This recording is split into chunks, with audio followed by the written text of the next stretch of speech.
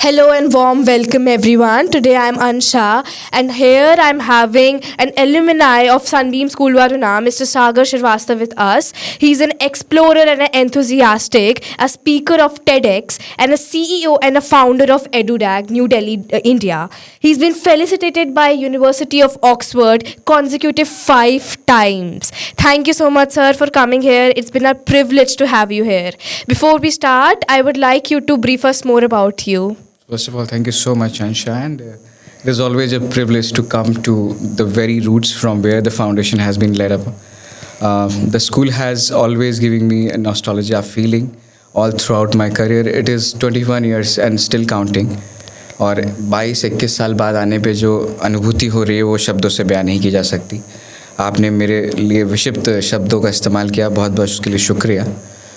अभी मेरी जो पढ़ाई और मेरी जो लड़ाई है वो सिर्फ एक ही केंद्र बिंदु पे आधारित है कि कैसे देश का नवनिर्माण पॉलिसी लाइंस पे किया जा सके. और इसी के क्रम में मैं अभी आधिकारिक रूप से नई दिल्ली का उपाध्यक्ष हूँ और संगठन सचिव हूँ.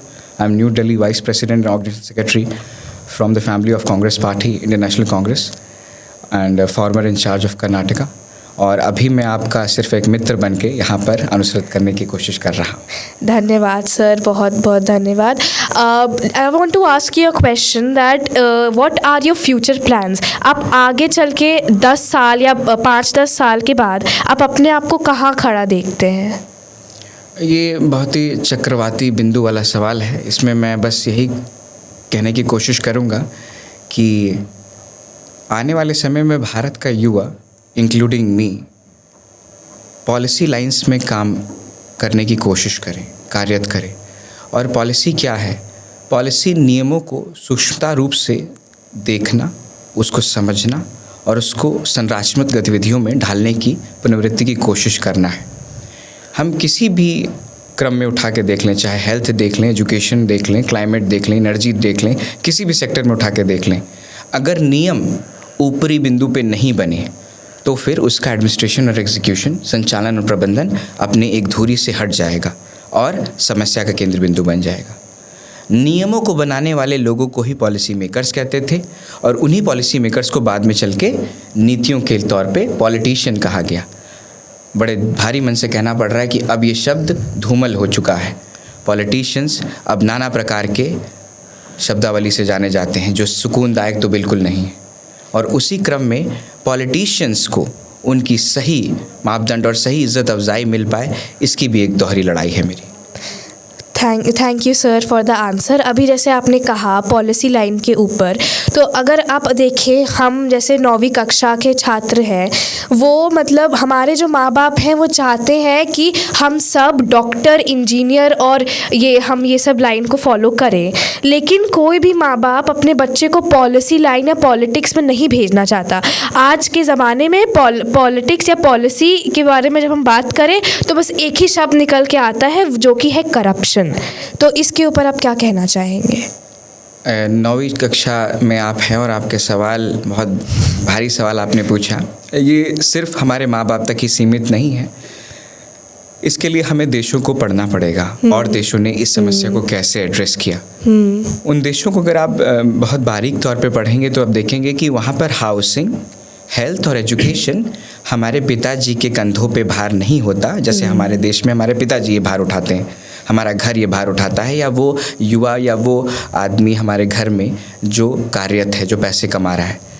विदेश में ये स्टेट सब्जेक्ट होता है. विदेश में हाउसिंग, एजुकेशन और हेल्थ. जब ये चीज़ एक देश अपने बच्चों के तौर पे कर देगा, अपने बच्चों के लिए, अपने युवाओं के लिए कर देगा, तो फिर चीज़ें थोड़ी आसान हो जाती हैं. और पेरेंट्स अपने बच्चों को इनोवेशन के क्रम में डालने की कोशिश करते हैं. इसको आसान तरीके से मैस्लोज़ हायरार्की के तौर पे बहुत लेआउट और बहुत ही फ्रेगमेंटेड तौर पे सिखाया गया है. मैस्लोज़ हायरार्की आप ज़रूर, अर्थशास्त्र में एक विषय ज़रूर आएगा और तब आप उसको ज़रूर देखिएगा. 100% में 1% ही इंजीनियर, डॉक्टर और ये तमाम एक ऊपरी शाखा जो कि सो कॉल्ड ग्लोरीफाइड टैग्स हैं, वो हमारे पेरेंट्स हमें पुश करते हैं. और क्यों ना करें, पेरेंट्स तो हमेशा चाहेंगे कि उनका बच्चा आगे निकले. बट कई बार ऐसा भी देखा गया है कि हमारे पेरेंट्स हमसे वो चाहते हैं जो अपनी जागरूकता में वो श्रेष्ठ मानते हैं. लेकिन यही श्रेष्ठतम है, ये कोई ज़रूरी नहीं। श्रेष्ठ वो कभी कभी वो भी होता है जो हमसे छुपाया गया एज ए देश के नाते। बहुत सारी ऐसी बातें हमें एज ए देश अंग्रेज़ों ने और वेस्ट ने बहुत लेट में बताई, या शायद अब रिसर्च के ऊपर पता चल रही, रिसर्च के बाद पता चल रही। और उनमें से एक यही है कि नियमों की बनाने की पढ़ाई, पॉलिसी मेकर बनने की पढ़ाई। और उसी के क्रम में मैं फिर यही कहूँगा कि इंजीनियर डॉक्टर बनने में कोई बुराई नहीं है, लेकिन आप क्यूरियस रहें, अवेयरनेस का एक क्रम जारी रहे और सवाल अपने आप से पूछें। ज़रूरी नहीं है कि 95 से 99% अंक लाने वाला ही श्रेष्ठतम जाएगा। सिर्फ श्रेष्ठ वही रहेगा जो सिर्फ अपने आप को जीनियस बनाने की लड़ाई में ना शुमार होकर के औरों के अंदर जीनियस को देख पाए। और जिस दिन हर एक युवा, हर एक व्यक्ति में अभिव्यक्ति की आज़ादी के तौर पे औरों में जीनियस देख पाए, हमारा देश पुनः उस कसौटी पे खरा उतर पाएगा जिसके लिए हम जाने जाते हैं। Thank you so much sir आप अपने जवाब के लिए। जैसे कि शुरुआत में मैंने आप सभी को बताया कि सागर सर CEO और फाउंडर है एडुडैग के। तो सर उसके बारे में, ये जो आपकी कंपनी है एडुडैग, ये इसका आइडिया आपको कहाँ से आया? Like who inspired you the most about it and you thought कि हाँ आई शुड स्टार्ट दिट? अपनी कंपनी के बारे में या प्लीज़ बताना कुछ चाहेंगे?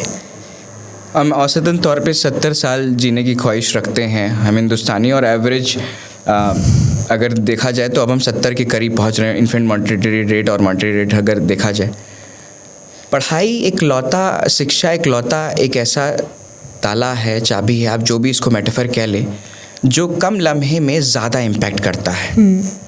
और ये पीछे भी है तो आगे भी है। ये शिक्षा, एक युवा अगर शिक्षित हो जाए तो अपने माँ बाप से लेकर के अपने आने वाली पीढ़ी सब जगह उसका अविस्मरण होता है। शिक्षा सबसे आसान रास्ता है अगर देखा जाए तो। अगर आप किसी को मॉनेटरी मदद करेंगे तो वो दोबारा आपके पास आ सकता है। अगर आप किसी को और प्रकार की मदद करेंगे तो वो दोबारा आपके पास आएगा। पर शिक्षित अगर आप कर देंगे तो वो आपके पास दोबारा ना करके अपना एक इकोसिस्टम और अपना एक फ्रेमवर्क बना सकता है। यही पहल के तहत हम लोग इस इकोसिस्टम और इस फ्रेमवर्क में शुमार हुए थे। और आज की डेट में एडुडैग का परिवार कम से कम नहीं तो 1.5 से 2 लाख लोगों तक अवेयरनेस पहुंचा रहा है, और इसके डायरेक्ट इम्पैक्ट में हज़ारों लोग आ रहे हैं। हम उन बच्चों की मदद करते हैं जिनको विदेश में, देश में उच्चतम शिक्षा की कसौटी पे खरा उतरना पड़ता है, और उनके मानसिक प्रतिबिंब में जो भी रुकावटें हैं, जो भी एंट्री बैरियर्स प्रॉब्लम है, आसान भाषा में हम हड़बड़ी और हवा के सख्त खिलाफ हैं। और हम इसीलिए इस सब चीज़ों का खंडन करते हैं। हम ये बिल्कुल मानते हैं कि किसी गरीब के घर का बच्चा भी या कोई मध्यवर्गीय सामान्य वर्ग से भी निकला हुआ बच्चा भी शिखर पे पहुंच सकता है, बशर्ते जो रामायण की कहावत है कि हनुमान हमारे देश में बहुत सारे हैं, हमें जामवंतों की ज़रूरत है। Sir thank you so much इस सवाल का जवाब देने के लिए। अब जैसे कि हम इतनी पॉलिसी लाइंस और पॉलिटिक्स के बारे में बात कर रहे हैं, तो ये पॉलिटिकल साइंस में आपका इंटरेस्ट कैसे आया? लाइक आपको ये बचपन से पसंद था कि बचपन में आपको कुछ और पसंद था और आप बड़े होके एक टीनेजर के मन में आता है ना कि उसके बहुत सारे, उनके दिमाग में बहुत सारे ख्याल आते हैं कि कभी कभी लगता है कि अरे नहीं मुझे साइंस लेना चाहिए, अरे नहीं मुझे मैथ्स करना चाहिए।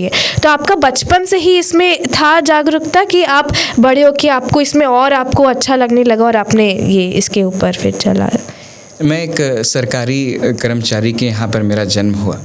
हमारे पिताजी सरकार में होने की वजह से उनके बड़े नियमित तबादले होते थे, स्थानांतरण होता था, और रेलवे स्टेशन पे पटरियों और जंक्शन से गुजरते गुजरते रेलवे पटरी पे नेम प्लेट बहुत बदलते थे। कहीं उर्दू लिखा रहता था, कहीं तमिल, कहीं कन्नड़, कहीं कोई और ज़बान, कहीं कोई और भाषा। इनफैक्ट लोगों के रंग भी बदलते हुए मैंने ट्रेन में देखा।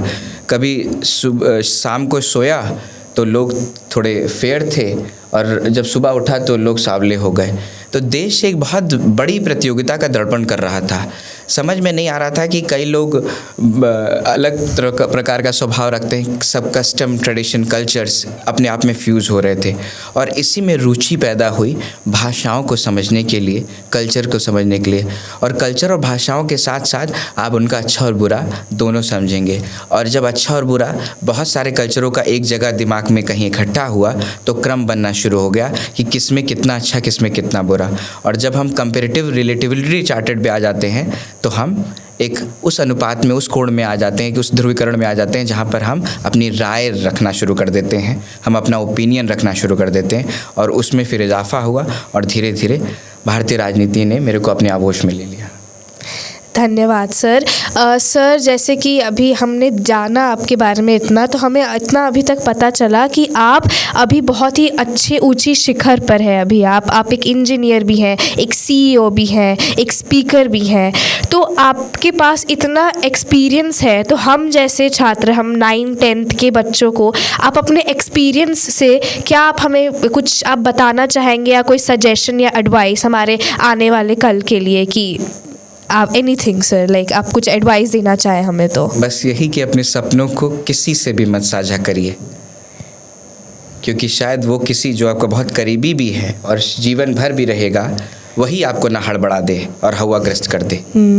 सपने देखने में कोई भी बेईमानी मत करिए, खूब बड़े बड़े सपने देखिए, क्योंकि मैंने रिफ्लेक्स मेमोरी में और मसल मेमोरी में फील किया कि सारे सपने पूरे हो सकते हैं, अनलेस एंड अनटिल कोई बगल में खड़ा होकर के आपको हड़बड़ी और हवाग्रस्त ना करते। तो आप सपने देखिए, इन्क्वेस्टिव रहिए, पढ़िए, पर किसी दबाव में मत पढ़िए, जब आपका मन करे तब पढ़िए और अपने मन की सुनिए। अभी भी हमारे देश में ओलंपिक के ऐसे सूचीक्रम, ऐसे स्पोर्ट्स हैं जहाँ पर हमारा पार्टिसिपेशन नहीं है, और अगर हमने तय मात्रा में ज़ोर से सोच करके कुछ ऐसे स्पोर्ट्स को उठा लिया तो भी हम ऊपर जा सकते हैं।